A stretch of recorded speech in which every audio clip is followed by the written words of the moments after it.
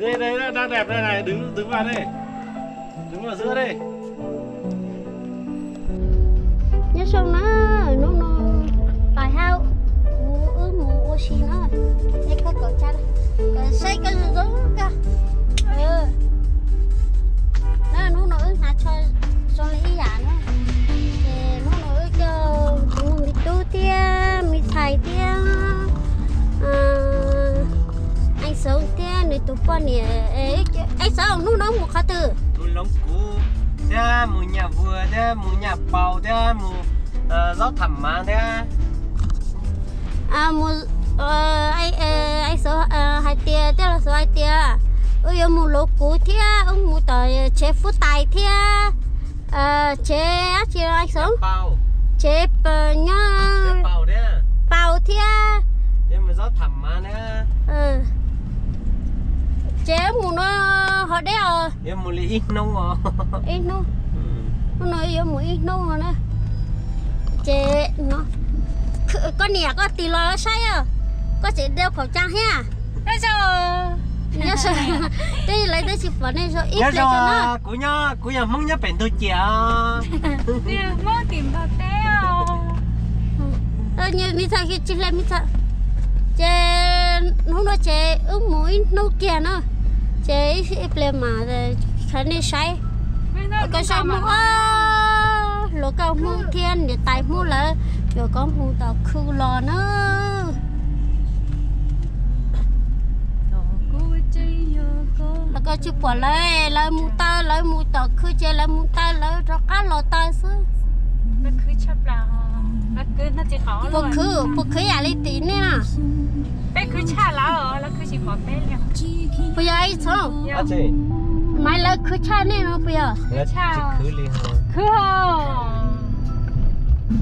lấy muốn nhớ chơi lấy tay ra chơi mai liền nó lấy chúng muốn nhớ chơi lấy một ta em biết một ta là một chơi à mai cái một chơi à đi à nhớ xong nữa ta chỉ nói chơi ít tố xí còn nó nữa cái này trôi mù sách bay á mà chú tụ có thấy không luôn khứ nó ra bay mua xí rồi nó mua oxy có nói có thể khứ bao cái gì bao là bom bè bom bè thì xin nhớ sẽ ta khứ lại lúc chơi đó phô tia khi lia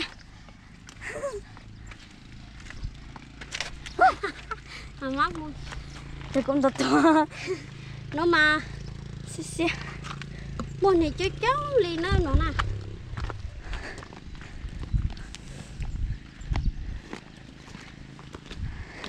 lên đây nướng gà được đấy chị ạ tôi không có tôi chỉ tửa lấy hết thôi lại cái mù nó muốn tận nó muốn chơi cái nó không thích tôi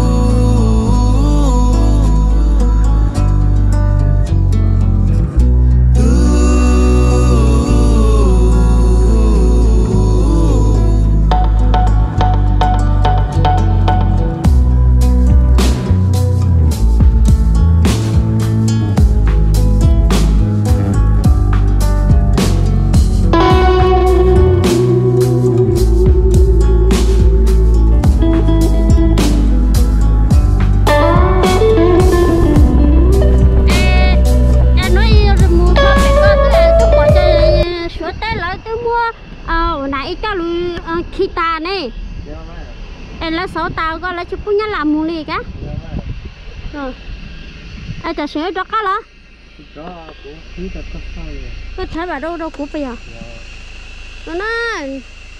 nó chơi nhớ số tên nó xưa mua nhập về cho mẹ này còn mẹ chơi chim bé xí cái rồi sao nhất kia biệt cũng không nè bây giờ nhất kia là chia có số đất đai nè rồi lời rồi có số chia thế đất đai kia là chia trong kia nhá lạ nè ồ rồi bên nhớ kia nó kia rồi cái gì nó chỉ mua số nhớ là mua thế nào mua số lại tên nhớ chơi tên nhớ là đi nó chơi ở trên nó số phố chơi hành nó này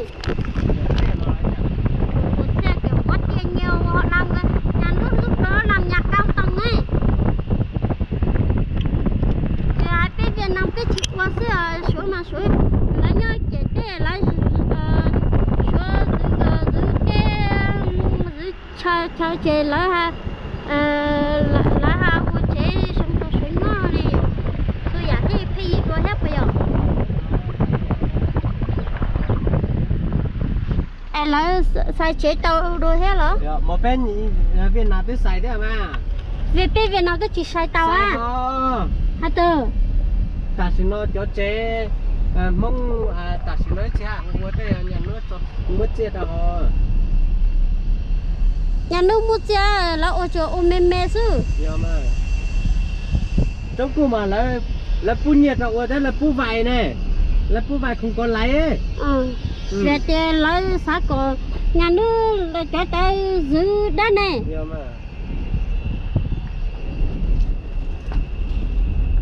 họ biết muốn mà biết chỉ cắm vai đây rồi cái gì nhá giờ số tới nó chạy biết bỏ lên giờ cho muốn nhớ tàu số bây giờ cho cái nó muốn sao tới giờ muốn tàu chút cua thế hả? Chút cua nhất không đảo nói thế này ơi cháu ơi cho chị phụ lấy tôi lấy cho số ít khó đi tới này cái gì còn lấy mua chi lấy mua chi mua lo thôi à nói cũng mua số cá tôi dùng mua nãy giờ dùng vườn biên giới nè ta mà thằng cái mà nhìn mua cũng xong rồi nhìn mua hả mua nhiều mua là số nhiều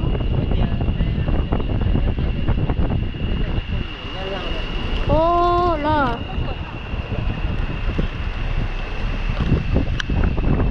cái gì lấy nhà lấy để mua gì cả con té xúc cừ nó tê kia mua té kia nó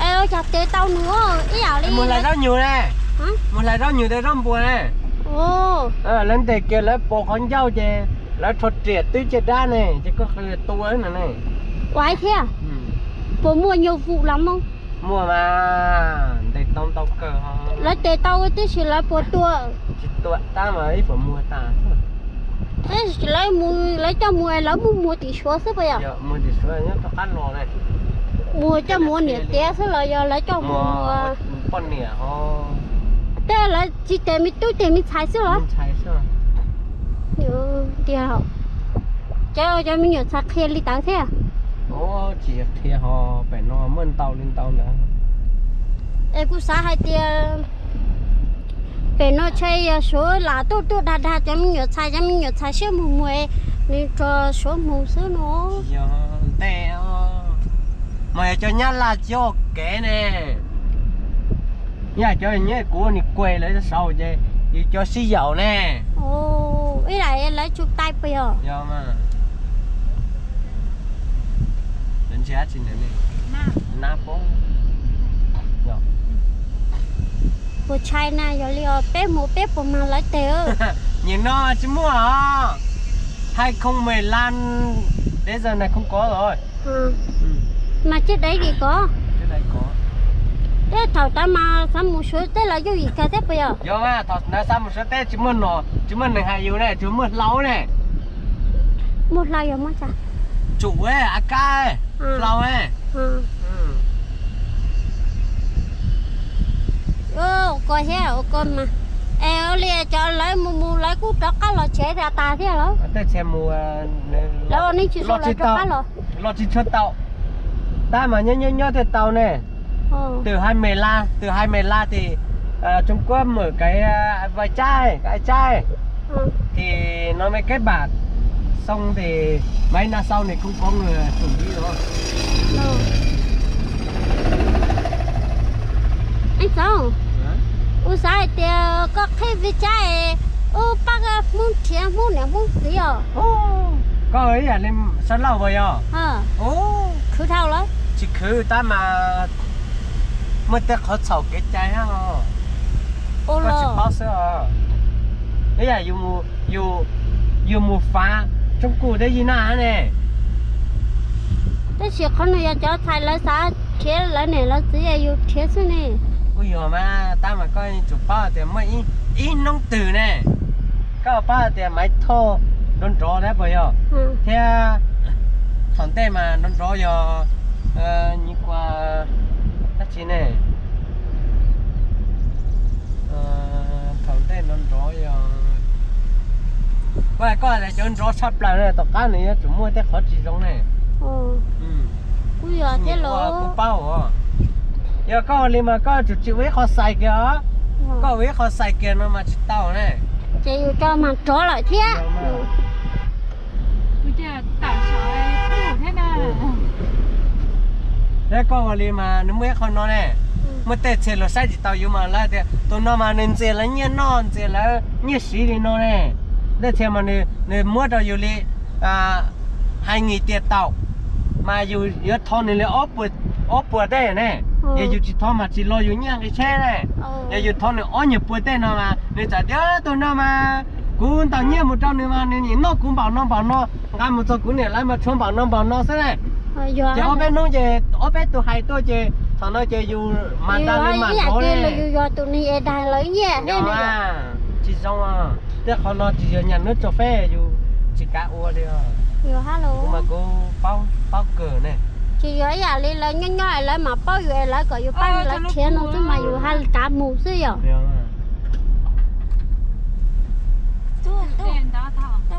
Bây giờ thế rồi vậy là đi lại chỉ mù bao lại tiền nó chỉ mù đó đó chứ chỉ cho bông nhẹ sa tê. Cú mà bông đào chắp lại à. Bông xí hải á. Tụi cho nó chát chưa tụi nó nè. Lại vào cùng trâu sao? Nó cao nữa cao hào chứ giờ. Lúc nó là sao city ha cha nó. Dạ mà lúc nó là mở to lắm. Lúc nó ý à đi lo ý à đi đồng bằng á. Đây là do ở xuống tiêu này mà. Sao tụi nó nói chuyện nhà nước cho phép. Tụi mua tao bè sao nè. Mua tao bé tụi lái xe một sáu kia sao? Em bé chúng mua tao rồi. Bé tụi nó làm mua tao này. Ok là. Lúc nó cho nó xa lúc cũ đó. Mẹ. Hả? Mẹ. Hả? Mình định tao ít này lâu đủ rồi sao bắt xong. Lâu đủ. Cái này tao tút. Mình phải cho lòng mất. Lúc nó cho nó anh sống lúc nó nè. Xa lúc cũ ấy. Xa lúc cũ à nhưng mà sau này sẽ sắp thành huyện hay như nào mà to đấy. Không có. Cũng chỉ là xa thôi. Nhưng có vẻ ở đây sau này phát triển ấy. Chỗ này. Ủa chỗ bên chỗ cô à. Cha này nhau này bây giờ bé mà giờ bé mà không Mẹ nè. bây giờ cái chị sợ bé một giờ lúc cũ à mi này bây giờ cháu sợ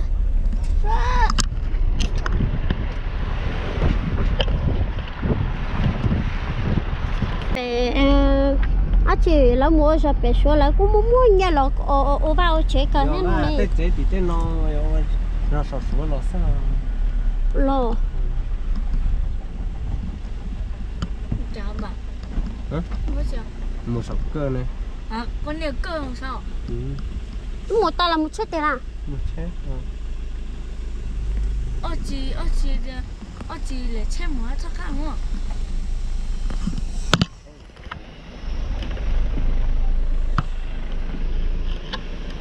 Sao nó giờ muốn nhóc bây giờ muốn cho chẳng nhóc xe á này. Sao nó mua cô bùa thế mua tử thế. Bây giờ muốn nhóc nữa. Cô tí đồ tí khơ tí cổ lê là mua tao á nhở.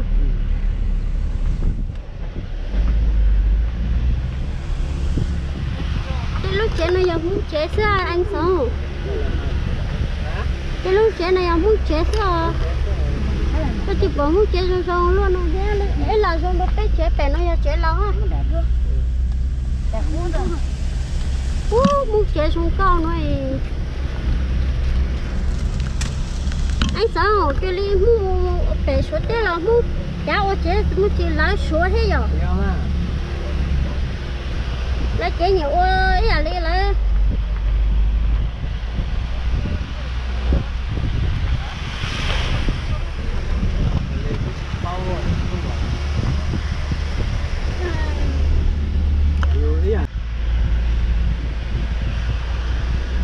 đây bây giờ vẫn bắn đâu mà mà nó không cho hoạt động ấy hoạt động thì nó ở đây thu vé mà thế bây giờ nó thu vé hết bao tiền thu vé ừ không người Mông ở đây thì nó không lấy mà Con đấy có bằng ngam mồ. Đây, con đấy có bằng ngam mồ. hay không hết gì uống một nát chưa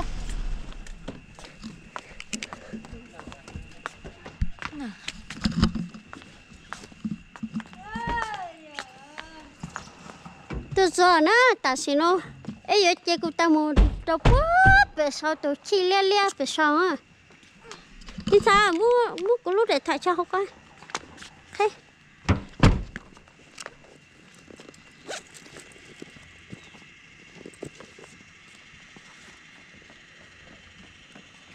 rồi mua thì cắt chia của chị cắt chia bố là sẽ lấy vô nhà là cha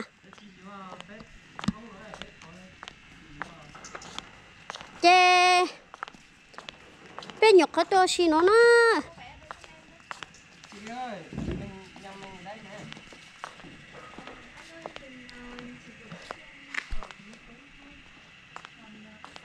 chê nó cuối giờ là tôi xin như vậy đôi mắt rồng đâu nó mua cho nên nhớ lô nhớ nó này lô Michael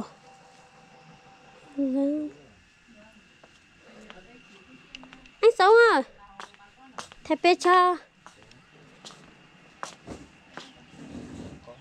đây là mắt rồng cho lại tiệc khó mùa ra luôn đấy Dragon A to lay the mountain floor from Nhà bà ra như nào? Không. bao tiền này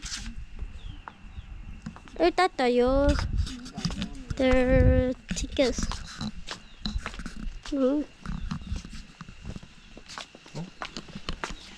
mua nấu sao hả itu nấu liu mình tao chạy bờ tàu nè nè mình tàu luôn liu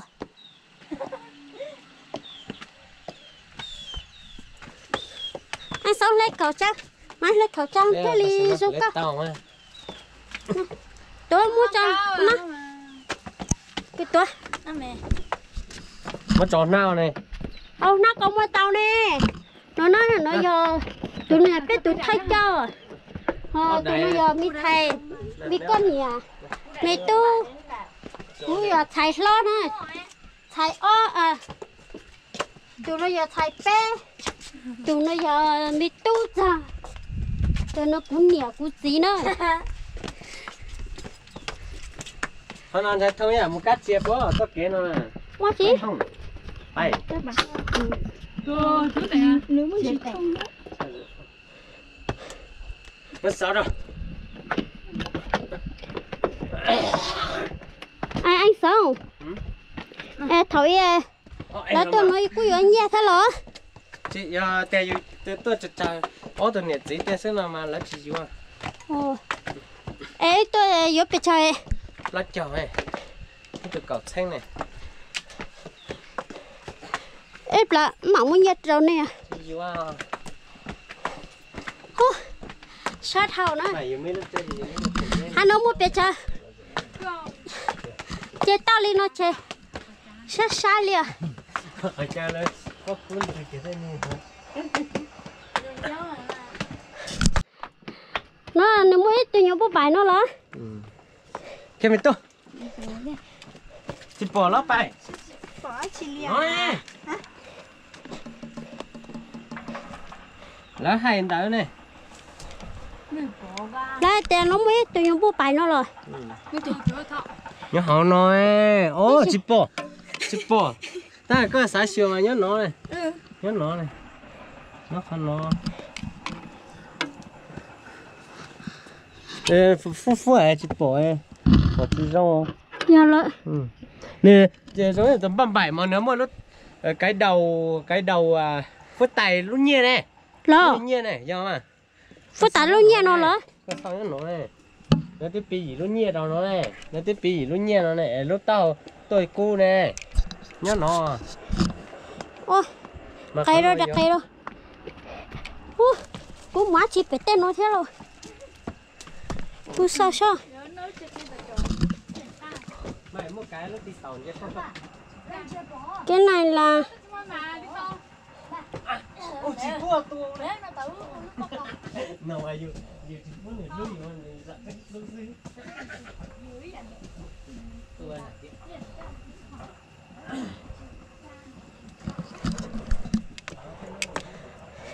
mấy chị tao cú lì lo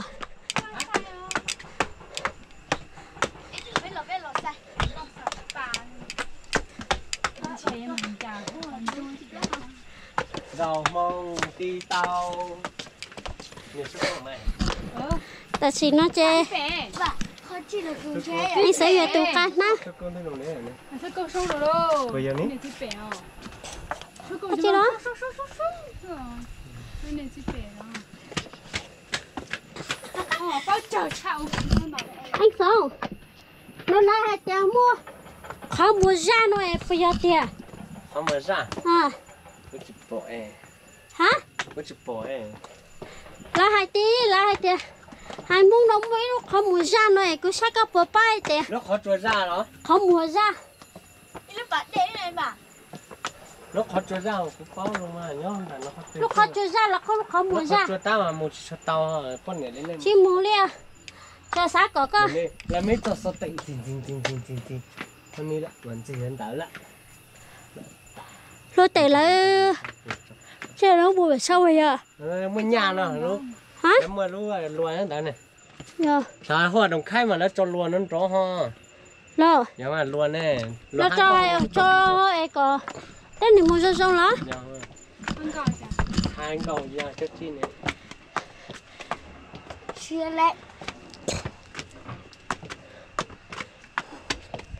à nó giờ nhà nước ô là giờ bác phải mùi say rắc bữa chế ô sao sao chị sẽ trả lên để trả lên để được xíu chưa xó ở chúng nó ra nghe thật nghe nó nói ta xem nó chơi một bữa sau nó mua chơi sau nó mua không sau nó mua tao thế rồi máy ơi bây giờ mua sau bây giờ có bữa chai mua một nhé con thì chai không về một ta lên chỉ tao cho thế này chơi cá tại ốc hết sinh ốc hết say nó bộ bà nó cái này sao bà nó này chơi nó bị sao thế xin mà một chút tao rồi nhé cho chơi tao cho một sao một tuổi để mình tôi chạy mình tôi chỉ cả tôi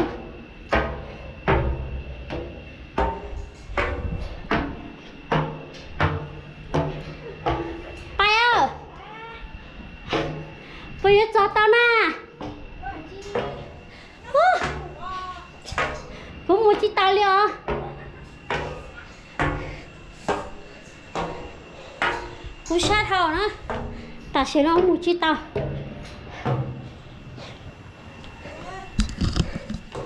chơi xíu xíu nè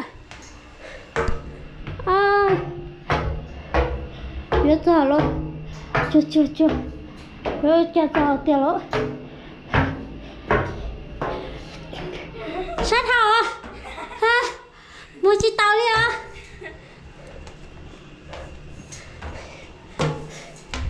vừa xong cao Thái độ à? chú nói giờ tôi giờ lá cờ Việt Nam nữa nhân là tụi lá cờ lo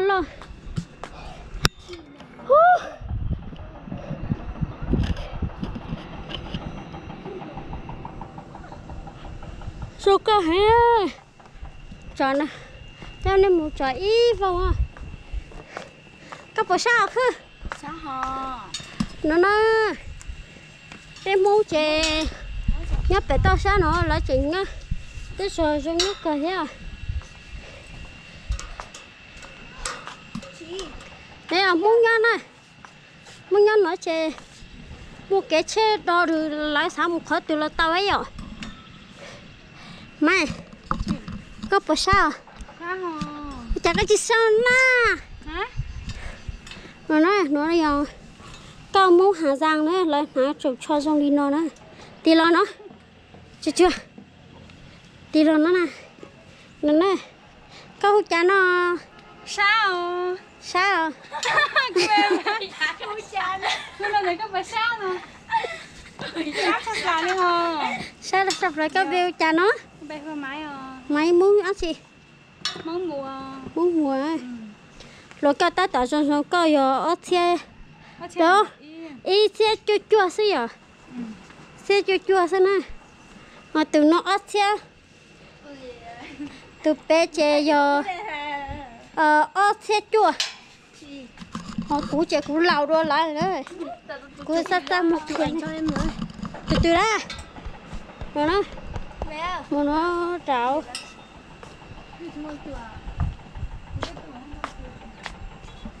chơi lên nó thay đổi cho ít guitar nó ta chỉ nó ít ra cá lò trả nó trả chế ít ra một anh sao mà ta chỉ nó ít một khát từ ở liền